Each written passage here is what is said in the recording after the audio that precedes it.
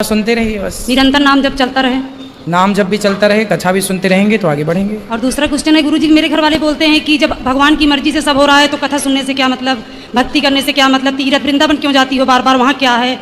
ये सब चीज़ों को मैं कैसे उनको हैंडल करूँ, ये समझ नहीं आता मेरे को। उनसे कहना कि सब भगवान की मर्जी से हो रहा है तो कथा सुनने से क्या मतलब, ये सवाल है ना, पूछते हैं। ज़्यादा भक्ति भाजन करने से क्या मतलब, क्यों वृंदावन बार बार जाती हूँ, वहाँ क्या है, इतना क्यों तुमको लगन लग गया है? ये सब सारी चीज़ों को मैं क्या आंसर दूँ सबको? ये सब चीज़ें समझ नहीं आता अपने को। उनसे बोलना कि आप अपने स्वास्थ्य का इतना ख्याल रखते हो जी, फिर भी बीमार पड़ते हो तो डॉक्टर के यहाँ जाते हो कि नहीं? बिल्कुल जाते हैं। उनसे कहना कि जैसे स्वास्थ्य बिगड़ने पर, शरीर बिगड़ने पर डॉक्टर की ज़रूरत पड़ती है, ऐसे ही मन के बिगड़ने पर मंदिर की और भगवान की ज़रूरत पड़ती है, सत्संग की ज़रूरत पड़ती है। डॉक्टर शरीर की चिकित्सा करता है, सत्संग मन की चिकित्सा करता है, मन को ठीक करता है। हमें तो बहुत अच्छा लगता है, हम तो 2 साल से कर रहे हैं। उनसे कहना कि मन के भटकाव को मिटाने के लिए, मन की चंचलता को कंट्रोल करने के लिए मंदिर भी जाया जाता है, तीर्थ भी जाए जाते हैं और सत्संग भी किया जाता है। सब कुछ भगवान की मर्जी से हो रहा है। इसका मतलब फिर उनसे बोलना कि भाई आप हाथ पे हाथ रखे बैठे रहो, सामने रोटी रखी है तो आप ना खाओ, आप कहो कि भगवान की मर्जी होगी तो खा लेंगे, तो आपको भाई कर्म तो करना ही पड़ेगा, रोटी उठा के मुंह पे रखना पड़ेगा। गुरुजी मैं 2 साल से प्रयास कर रही हूँ, मेरे घर वाले इसमें आ जाए, भक्ति कर्म जो है, कोई आ नहीं रहा है। कर्म जो है, भक्ति का मतलब ये नहीं है कि आप कर्म छोड़ दें। यदि आपने कर्म छोड़ दिया, सामने भोजन पड़ा है तो खाना तो आपको पड़ेगा। माँ भी बच्चे को जब दूध पिलाती है, देखो एक गुण बच्चा सीख के आता है।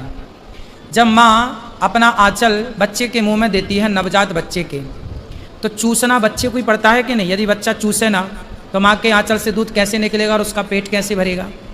तो उसे चूसना भी पड़ता है, इसलिए बच्चा तुरंत मुँह चलाने लगता है और दूध पीने लग जाता है। यदि वो केवल माँ का आंचल, माँ का स्तन मुंह पर डाल ले और बस डाला रहे बस, तो क्या उसका पेट भरेगा? मतलब नवजात बच्चे को भी अपना पेट भरने के लिए एक छोटा सा कर्म करना पड़ता है, चूसने का। हाँ या ना? बिल्कुल। यदि वो कर्म ना करे तो संसार कैसे चलेगा?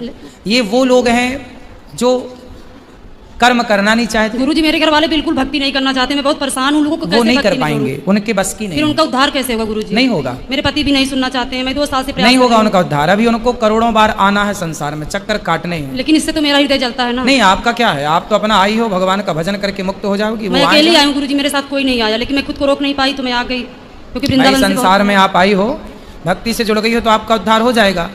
उनका भी मन नहीं जुड़ा है भगवान से तो वो अभी भटकेंगे। और गुरुजी अच्छे लोगों के पीछे ही लोग क्यों पड़े रहते हैं? जैसे आपके पीछे पड़े रहते हैं। कोई बात नहीं, इतने गंदे गंदे कमेंट करते हैं, उसका रिप्लाई भी मैं कर देती हूँ कभी कभी। अच्छे लोगों उसके बाद मेरे को भी गाली दे देते हैं वो लोग, मैं एकदम परेशान हो गई उन चीजों। कोई बात नहीं, अच्छे लोगों के ही पीछे लोग पड़ेंगे, बुरे लोगों के पीछे कौन पड़ता है? फिर भी गुरुजी इतना भी तो नहीं करना चाहिए, इनको कब सद्बुद्धि आएगी? मैं कुत्ते भी हाथी के पीछे ही भागते हैं। भाई हाथी के पीछे ना कुत्ते दौड़ते हैं, लेकिन हम लोग को सबके पीछे कहाँ दौड़ते हैं?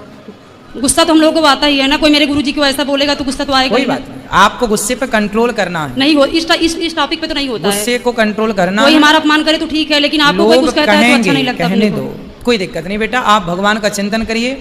आप क्या कह रहे हैं, लोग आपने जवाब दे दिया, देती हूँ तो ऊपर से मेरे कोई गाली दे देते हैं। कोई बात नहीं, तू भी ऐसी है वगैरह ये सब। कौन गाली देता है? वही आपके वीडियो पे गंदे कमेंट करते हैं तो हम लोग को सहा नहीं जाता तो उसका रिप्लाई कर देते हैं। कोई बात नहीं, तो उसका मेरे को भी उल्टा बोल देते हैं, अरे तू ऐसी है वैसी है। जो देखो आप अच्छा कर रहे हैं, मैं तो यही चाहती हूं हमसे अच्छा जो बन रहा है हम कर रहे हैं। आप तो बहुत अच्छा कर रहे हैं। फिर भी समाज यदि गाली दे तो समाज की वो गाली भी प्रसाद मान के रख लेना चाहिए। यदि समाज हमारी ऊपर फूल फेंकती है तो जब हम वो स्वीकार करते हैं, तो यदि कांटे फेंकेगी तो कांटे भी हमें स्वीकार करना है। हमेशा तो फूल ना फेंके जाएंगे। लेकिन गुरुजी आप इतना अच्छा कर रहे हैं, इतना अच्छा कर रहे हैं। उन्हें अच्छा ना लग रहा होगा। अरे क्या वो लोग अंधे हैं, नहीं दिख रहा है?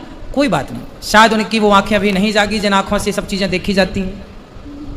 कोई बात नहीं। अच्छा, दुर्योधन को भी तो कृष्ण नहीं दिख रहे थे, ग्वाला दिख रहा। अरे तो नंद का ग्वाला है, यदि उसे समझ दिख जाते कि भगवान है तो वो चरणों में ना गिर जाता। लेकिन गुरुजी आप इतने अच्छे काम कर रहे हैं। हमारे घर पे कोई एक प्रोग्राम करता है तो उसमें ही घबराए रहते हैं मेरे पिता जी।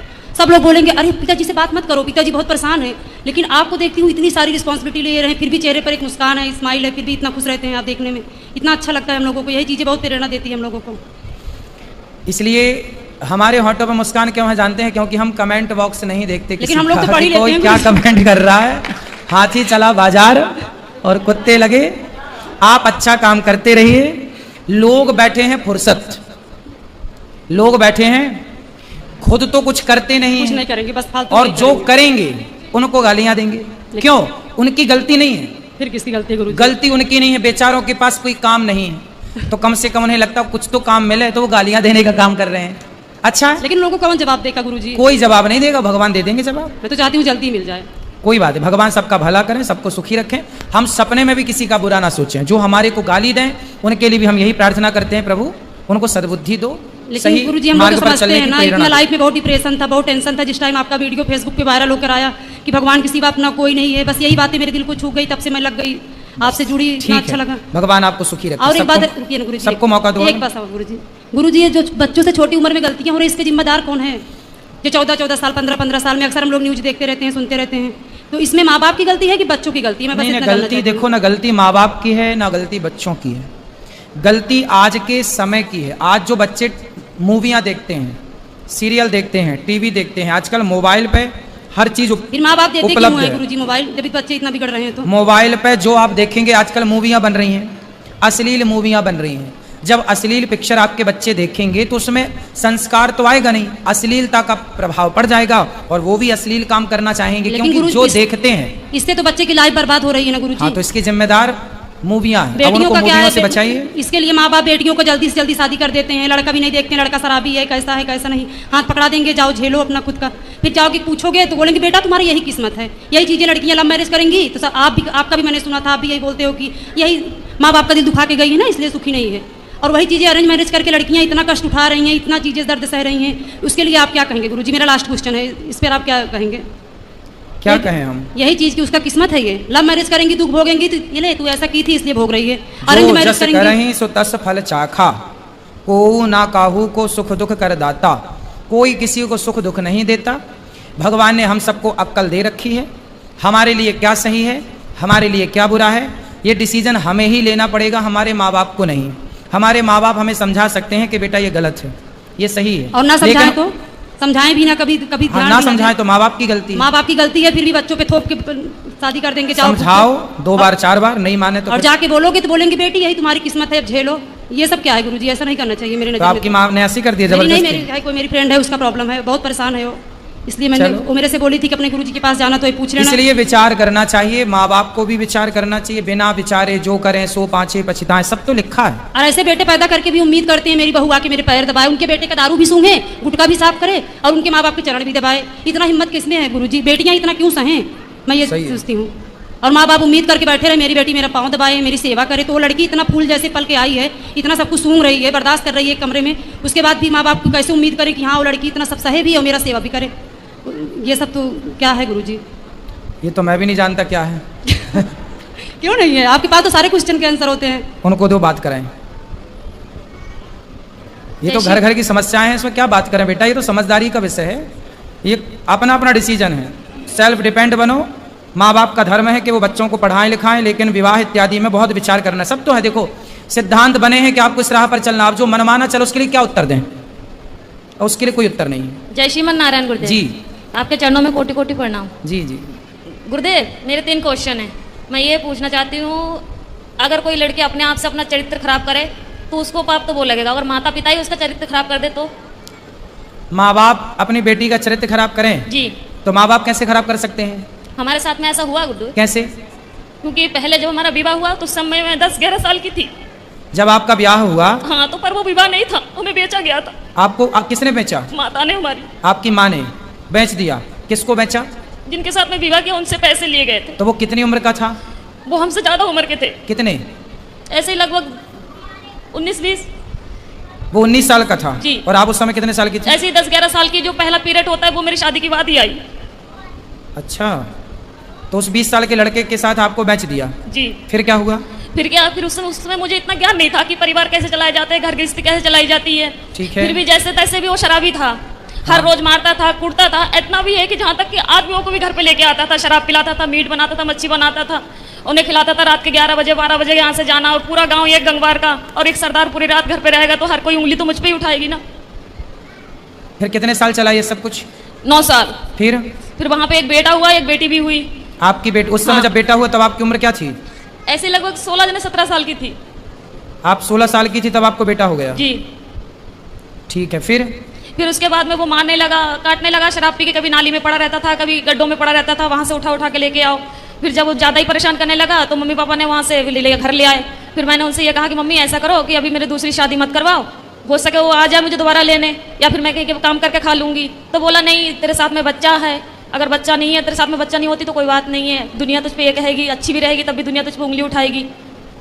फिर उन्होंने मुझे दूसरा जगह करवाया, दूसरी शादी कर दी? जी। वहाँ से भी पैसे लिए गए। फिर बच्चा हमारे साथ में थे। फिर वो बोल रहे थे कि अगर तू, पहले तो कहने लगे थे ये कि हाँ बच्चों को भी सही समझूंगा, फिर बाद में हमारे बच्चों को मारने लगे, कूटने लगे। अब कहाँ हैं? अब क्या है? अब मैं वहाँ से दूसरी जगह हूँ। अब उसको भी छोड़ दिया? जी। अब कहाँ है? अब मैं अपने आप से बैठी हूँ। तो अब ब्याह नहीं किया? नहीं, अपने आप से दूसरी जगह बैठी हूँ। दूसरी जगह बैठी हूँ मतलब? यानी कि तीसरी जगह बैठी हूँ मैं अपने आप से, किसी से भी। मतलब तीसरी जगह ब्याह कर लिया जी। आपने। तो तीसरा वाला कैसा है? वो ठीक है, वो बच्चों को अपना रहा है? जी। तो अब हमसे क्या पूछना चाहती हो? मैं ये पूछना चाहती हूँ जो मेरे साथ में हुआ इसका पाप कौन भरेगा? इसका पापी कौन है? जी। और दूसरी बात ये है कि जब हमारे बाबा को जब समय पूरा होने लगा था तो वो अस्पताल में एडमिट थे। तो उन्होंने मुझसे ये कहा था कि संगीता कोई भी तुझे तेरी माँ को रोटी नहीं देगी, तू ही देना। तो ठीक है, मैंने वो वचन दिया उन्हें कि ठीक मैं ही मम्मी को संभालूंगी। अब वो घर में इतनी दुखी करने लगी है कि हद से ज्यादा मेरे पूजा पाठ से। कौन दुखी करने लगा? मम्मी। आपकी माँ? हाँ, मेरे पास में रहती है। पूजा पाठ कुछ भी करो हमेशा तंग करती। माला जपने जाती हूँ तो अंदर जाके फोन लगा लेगी, बात करने लगेगी और कहती है तू पूजा पाठ कर रही है, तुझे क्या मिल रहा है, ऐसे भगवान को मैं लात मारूं। तो अभी आप तीसरे के साथ खुश हैं? जी। तो फिर आप तो खुश है ना? जी। तो अब क्या दिक्कत है? अब दिक्कत यह है जो मेरा तीसरा वाला पति है वो बात बात पे मुझसे झूठ बोलता है। अच्छा, क्या झूठ बोलता है? यही कोई भी बात हो मैं इनसे ये बोलती हूँ कि जो भी बात हो सच बोलो करो, पर यह है कि जो भी बात करते ऐसा है कि इनकी दूसरी पत्नी भी है। अच्छा। हाँ। तो तीसरा वाला जो पति है उसकी ऑलरेडी पहली पत्नी है? जी। आप उसकी दूसरी पत्नी? जी। अच्छा। तो आपने ऐसे से क्यों ब्याह कर लिया जिसकी ऑलरेडी थी? उन्होंने मुझे से कुछ बताया नहीं थे पहले। मतलब तीसरे वाले ने भी आपको धोखे में रखा? पहले बताया नहीं थे कुछ भी। तो अब तो रखता है ना प्रेम से? हाँ, अब रखते हैं प्रेम से। अब आप ये पूछना चाहती हो कि ये पाप कौन किसके गले जाएगा ये पाप? जी जी, क्योंकि आपकी माँ। देखो जब आप 11 साल की थी, 9 साल की, 11-12 की, जब आप 11-12 साल की थी तब आपकी माँ ने आपका जबरदस्ती ब्याह कर दिया। जी। तो आपको ऐसा क्यों लगता है कि उस माँ ने बेचा? हो सकता है उस माँ ने ब्याह ही कर दिया हो आपका? नहीं गुरुदेव, वो घर वाले बोलते थे कि तेरे माँ ने 5,000 रुपए लिए कि 10,000 रुपए लिए। यदि उन्होंने पैसे लिए, तुझे डंगर की तरह हमने खरीद यदि उन्होंने बेचा है तो फिर माँ पापी है आपकी। यदि नहीं बेची, आपका विवाह किया है तो माँ पापी नहीं है। और केवल गुरुदेव माँ इस बात की पापी है कि आपको जबरदस्ती इतने बड़े लड़के से आपका ब्याह कर दिया। देखो विवाह ऐसे नहीं होता, 1-2 साल का ही बड़ा छोटा चलता है, डबल नहीं चलता कि लड़की 10 साल की है और लड़का 20 साल का है, ये नहीं चलता। यदि कोई भी माँ बाप अपनी बेटी के लिए उससे डबल उम्र का लड़का चुनते हैं तो वो माँ बाप पाप के भागीदार हैं, क्योंकि उस समय बच्ची तो निर्णय नहीं ले रही है, माता पिता डिसीजन ले रहे हैं। तो लड़की के लिए वर कैसा होना चाहिए? लड़की 10 साल, लड़की 20 साल की है तो लड़का 22 साल का हो, 25 साल का हो, बस ज्यादा उम्र वाला ना हो, ये न्याय है। यदि लड़की 20 साल की और तुम लड़का 40 साल का ले आओ तो ये तो बेटी के साथ अन्याय हुआ, और वो अन्याय का भागीदार कौन है? उसके माता पिता, क्योंकि वो लेकर आए हैं। और केवल गुरुदेव मेरे साथ में ये हादसा नहीं हुई है, मेरे सभी बहनों के साथ में ऐसा किया गया। तो आपकी माँ कहाँ है? मेरे पास में ही रहती है, इस समय दूसरे जीजा के पास में है। तो वो कैसी माँ है? निर्दयी है? मैं ये पूछना चाहती हूँ कि अब मैं करूँ क्या? पापा को भी यही वचन दिया मैंने कि मैं रखूंगी, और वो घर में इतनी दुखी कर रही है कि मेरा खाना पीना हराम। तो माँ को भेजो क्यों, ऐसी माँ को जो आपको बेच रही है, जो आपके साथ गलत काम कर रही है। ऐसे लोग दया के पात्र नहीं है। यदि पहले ये कंफर्म करो कि माँ, हो सकता माँ सही हो, गलत है तो आप उनको खाना पीना देना आपका कर्तव्य भी है। बूढ़ी अम्मा कहाँ जाएगी? इंसानियत तो कहती है कि आप उनको खाना पीना दो, लेकिन वो दया का पात्र नहीं है। जब धृतराष्ट्र के 100 बेटे मारे गए, तब भीम भैया धृतराष्ट्र को रोटियां ऐसे कुत्तों की तरह देते, बुढ़े खा ला।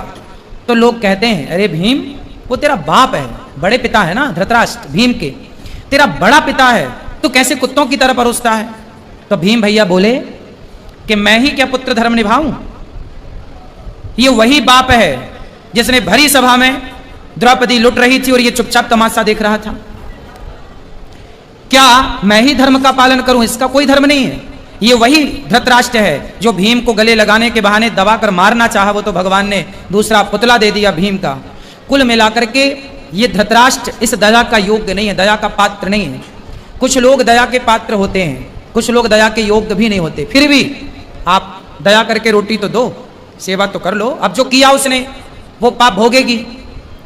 आप क्यों पाप मोल लो? आप सेवा ना करके पाप क्यों मोल लो? गुरुदेव, आपके आश्रित है तो सेवा करना। घर में कलेश ये करती है ना कि जब मैं माला लेके बैठूं तो उसी कमरे में चली जाएगी, फोन लगा के बात करने लगेगी। हाँ तो उसको फोन लेके हटाओ। किससे बात करना बुढ़ापे में उसको?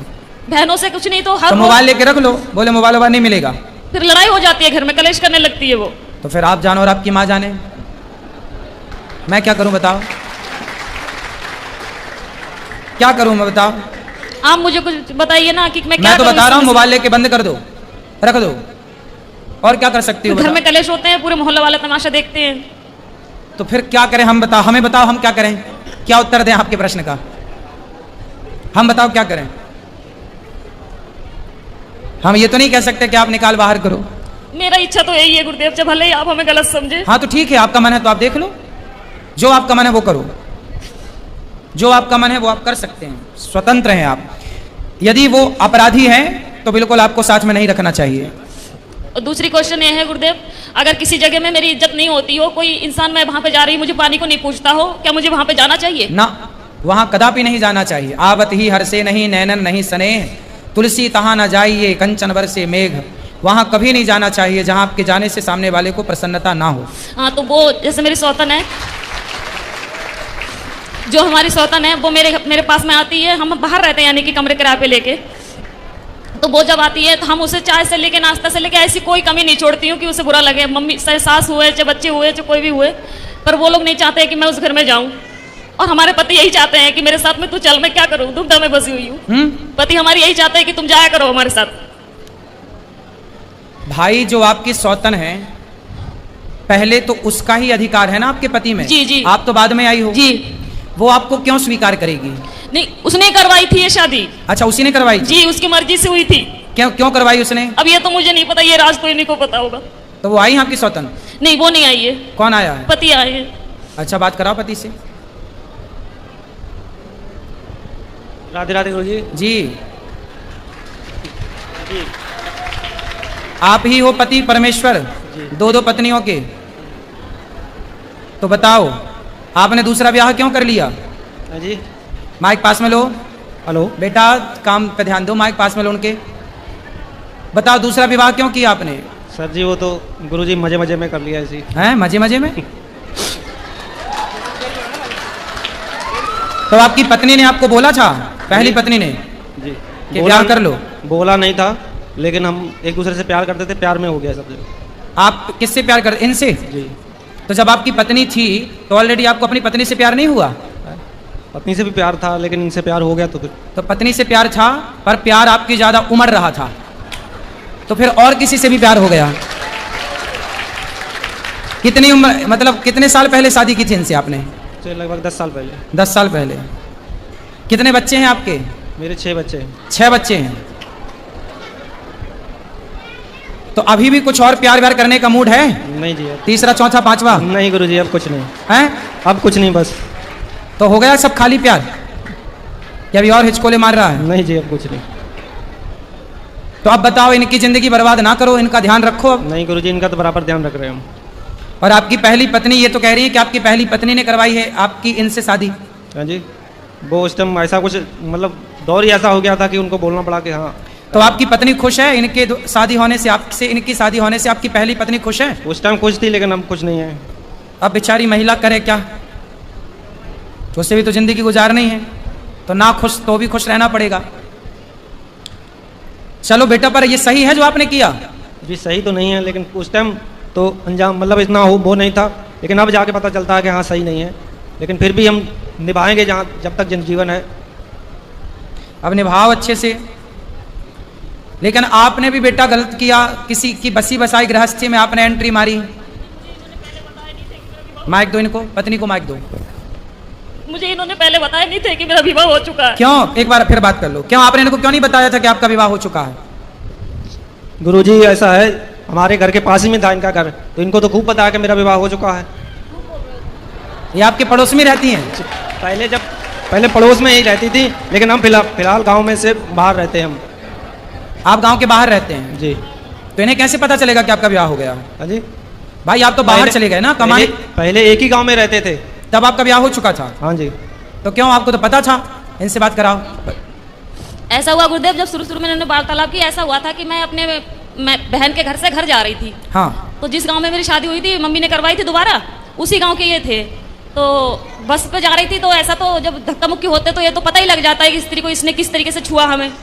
तो 2 बार उसने हाथ लगा, कोई बात नहीं, हो सके धक्का उक्के में लग गया। तो तीसरी बार उसने पेट में हाथ चलाया, जब पेट पे हाथ फेरा तो उसी टाइम मैंने हाथ पकड़ लिए उसके, और हाथ पकड़ के खूब जूते और बस से उतार के बहुत मैंने इन्हें पीटा। किसको? उसी आदमी को।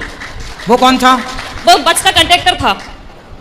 ठीक है। हाँ, तो उसे मैंने खूब पीटा। तो इनके जो भाई है जे है, इन्हें जब ये भी बस चलाते थे उस समय, तो इन्हें जब पता लगा कि ऐसी बात हुई है तो ये अच्छा, ये बस ड्राइवर हैं? जी जी। और आप उसी बस में गई होंगी? ना ना ना, उस घर में दूसरी बस में थी। तो फिर इनसे कैसे इलू इलू हो गया? सुनो तो, क्योंकि इनका स्टाफ है, जब इन्हें पता चला होगा अड्डे पे जाके ऐसी बात हुई है और उनकी घरवाली ने इन्हें पीटा है, तो ये हमारे इनके भाई के साथ में गए ना, तो हमारे मोबाइल वहाँ पे था, तो इनके भाई हमसे पूछने लगे कि भाभी तुम्हारा नंबर क्या है? तो हमें मन में ऐसी कोई बात ही नहीं थी, तो उन्होंने नंबर ले लिया हमारा। कोई बात नहीं, वो नंबर इनने उससे ले लिए। उसके बाद में ये बातचीत करने लगे। जब सारी कुल मिला के अब आपको प्रेम से रहना चाहिए और बचा हुआ जीवन भगवान का नाम भी जपो और काम करते हुए अपना। गुरुदेव, मेरा कहना ये है कि जब मैं उससे नफरत नहीं कर रही हूँ, उन बच्चों से नफरत नहीं कर रही हूँ, पर कहने की बात ये है, इन्हें झूठ तो नहीं बोलना चाहिए ना हमसे कि हम घर पे जा रहे हैं, तो बोल के कर ही ली शादी जी। अब कौन सा झूठ और बचा है? आप कौन सा झूठ, आप कौन सा सच चाहती हो इनसे? अब ये सच ये है, इनसे आप कौन से सत्य की कामना करती हो? नहीं करती। सुनो, आप ना बिल्ली को बिठा रही हो, ए बिल्ली तू दूध ताकती रहना। अब इनसे सच की उम्मीद कर रही हो आप। ये ऐसे लोग समाज में कितना सत्यवादी होंगे, कितना सच बोलेंगे? जी। गलती आपकी है, आप क्यों सच की उम्मीद कर रही हो? ये व्यक्ति क्यों सच बोलेंगे? जी जी। फिर मेरे कहने का मतलब उम्मीद क्यों है?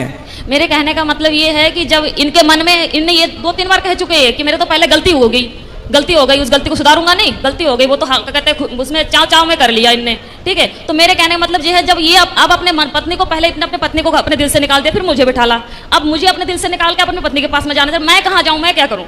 भाई इनके ऊपर तो इनकी पहले पत्नी का ही अधिकार है। जी ठीक है जी जी। तो इनकी गृहस्थी तो मस्त चलने दो जी। तुम अब जब इन्होंने स्वीकार किया तो रहो, अब तुम इनकी गृहस्थी में दखलंदाजी ना करो, रहो साथ में जी। जितना प्यार इनका मिले, जितना मिले उतने ही में खुश रहो। इन पर इनकी पत्नी का, पहली पत्नी का पूरा अधिकार है जी। गलती इनकी पत्नी की तो कोई गलती नहीं है, वो तो बेचारी हर जगह निर्दोष है जी जी।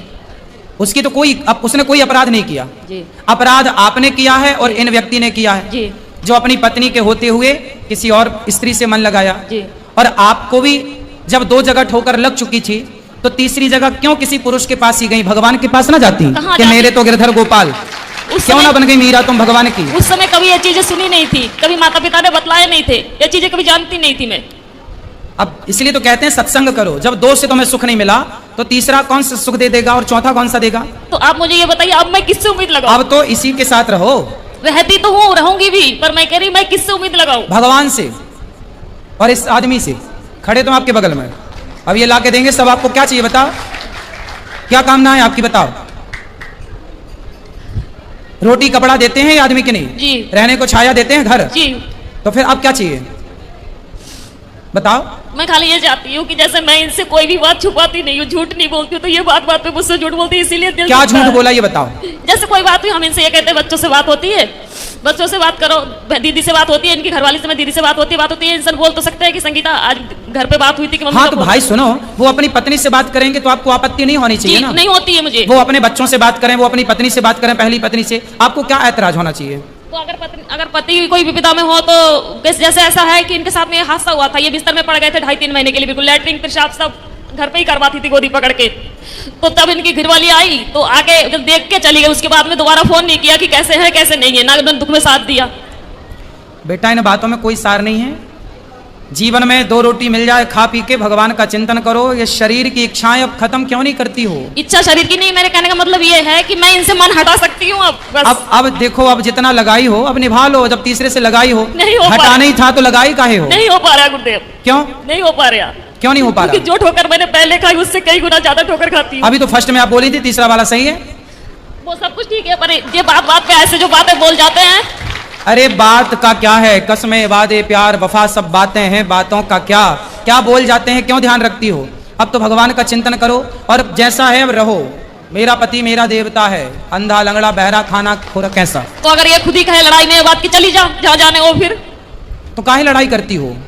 लड़ाई हमारी वजह से नहीं होती, लड़ाई इनकी वजह से। काहे लड़ते हो भैया? गुरुजी ऐसा है कि बात बात पे मुझ पे शक करती हैं कि ऐसा करते हो, वैसा करते हो। शक करती हैं? आपको जी। शक करने का अधिकार है? मतलब आप शक करोगी? सच सच बोले तो भी झूठ, झूठ बोले तो भी झूठ।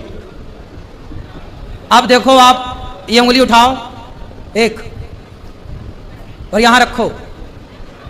2 शादी किए हो ना, यही तुम्हारी सजा है। चुपचाप दोनों को निभाओ। ये पत्नी क्या बोलती है ध्यान मत दो। आप केवल रोटी कपड़ा मकान इनको दो, इनको खुश रखो, इनके बच्चों को पढ़ाओ लिखाओ और चुप रहो, है ना। 2 शादी किए हो तो अब निभाओ, अब भागो मत मैदान से। भाग नहीं रहे गुरुजी, लेकिन यही कभी जैसा तैसा बोल देती, तभी गुस्सा आ जाता, भी उल्टा सीधा हम बोल देते हैं। अब बोलेगी, बेचारी पत्नी है, और तो किससे बोलने जाएगी? पड़ोसी को बोलेगी? उसी को नहीं बोलने जाएगी। आप ही को बोलेगी। जब प्यार आपने इससे किया और इन्होंने भी आपसे किया है, तो फिर प्यार जब हुआ है तो लड़ाई भी तुमसे ही होगी। ठीक है, अब तो जैसे तैसे निभाओ, ठीक है। अब ये चुप रहेंगे और आप खूब बोला करो इनको। जी नहीं, हाँ। मैं इसलिए नहीं बोलती हूँ। घर पे लड़ाई केवल इसी कारण होते हैं कि ये झूठ बोलते हैं, इसी कोई कारण बात झूठ होते नहीं, हैं। अब नहीं बोलेंगे ये झूठ। अब बेटा सच बोल लिया करो, है ना, सच और बोला दूसरी करो। बात गुरुदेव, जब ये मुझे लेके गए, अब मुझे ये चीज समझ में आ रही है कि केवल अपने मतलब के लिए लेके गए हैं। मेरा एक बेटा था, उसे अब क्यों? शास्त्र पहले ही चिल्ला रहे हैं, स्वार्थ लाग करें सब प्रीति, सुर नर मुनि जन की यह रीति। तुम सुनती नहीं हो? शास्त्र तो सत्य कहते हैं कि इस संसार में कोई भी आपकी तरफ देख रहा है तो वो जरूर ना कोई स्वार्थ है आपसे, नहीं वरना क्यों देखेगा? 22 साल का लड़का हो गया है। किसका? मेरा। तो उसको पढ़ाओ लिखाओ, योग्य बनाओ। नहीं पढ़ाया, ना कोई पढ़ाया, ना कोई काम सिखाया उसे, कुछ भी नहीं। फिर ये जिम्मेवारी तो इनकी थी ना। हाँ, जिम्मेदारी तो थी। क्यों उनको पढ़ाया लिखाया क्यों नहीं बेटा? बच्चे को क्यों, बच्चे को क्यों नहीं पढ़ाए? बात करो। गुरुजी वो पढ़ने तो जाता था, यहाँ एकदम घर से हम चले गए थे दूसरी जगह, वहाँ पढ़ने जाता था। फिर कुछ ऐसी स्थिति आ गई, वहाँ से दूसरी जगह जाने पड़ा। उसको कुछ सिखाओ, काम वाम करे, अपना सेल्फ डिपेंड बने, आत्मनिर्भर बने। कल को क्या करेगा? कुछ सिखाओ उसको। सिखा चलो लेकिन- अब प्रेम से रहना, और अब जो बची है जिंदगी उसे निभाओ, ठीक है। एक दूसरे का साथ दो। जी हाँ, चलो।